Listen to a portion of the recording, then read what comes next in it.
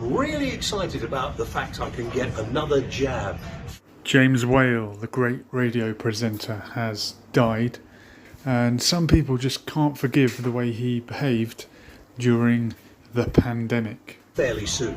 So all you anti-vaxxers, all you idiots, all you nutters who go on trolling me, you know what you can do? You can get the vaccine. Because if you got the vaccine, we'd have a lot less trouble. So he went on and on like this back at the time. Recently he spoke to Nigel Farage. Nigel Farage seems to have changed his tune recently. He did nothing to stand in the way of the government back at the time. He had 2 jabs apparently, but now he seems to be changing his tune. Notice how James Whale reacts to these points from Nigel Farage. Read a few doubting voices on the internet. I thought, no, I'm perfectly happy with this. I've grown up with vaccines. I went and had the first 2. By the time it came to the booster, and by this time, James, they were texting me, emailing me, calling me, you haven't had your booster yet. And I started to ask questions. But surely if I've had the vaccination, that means I don't need to do it again. Not know what James Whale was saying at the time. Why is he not picking him up on it? Why is he not calling him out? And they basically lied to us. Do you remember the advert? Yeah. Could you look into his eyes? Meaning, if you haven't had the vaccine and you meet your elderly uncle, you're going to kill him. That's effectively what they were saying.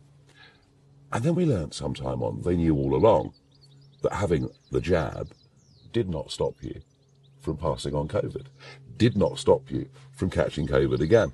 So there were so many lies told. Why is he not saying, oh, actually, Nigel, I was well on board with that. I think the vaccines were great. Why is he not telling him the truth there?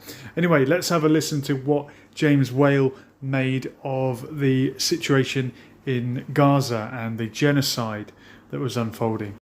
There's about 20,000 dead kids. And even if they're not, How many dead by the way, do you grieve over those 3 kids that died recently? Do you grieve over those kids, those children that were stabbed? Will you be quiet? Do you care? Is there 1,000? Is it 2,000, 3,000, 5,000? How many dead kids are there? How many dead kids? Do you value their lives equally? Quiet now. Do you? You did that as a Do Marine. you value the lives of the Palestinian children I should be throwing equally? myself out in a few minutes. Do You're you? a Marine.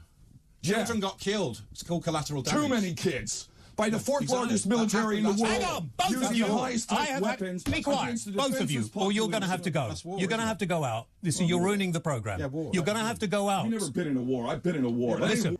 That's Ken O'Keefe there, who we interviewed on this channel one time, actually. Anyway, let me know what you'll remember James Whale for. Can you forgive him for his stance on Gaza or his stance on what happened during the pandemic? I've got fond memories of listening to James Whale when I was young, but I couldn't say I'm a big fan of him as a person. War, that's a slaughter.